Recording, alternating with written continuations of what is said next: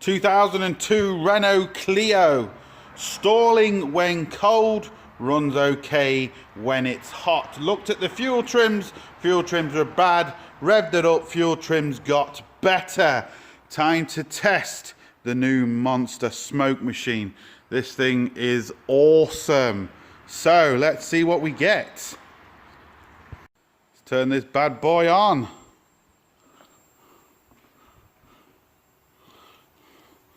I have to kind of put my finger over here because I haven't got that sealed properly, so the old smoke comes out of there.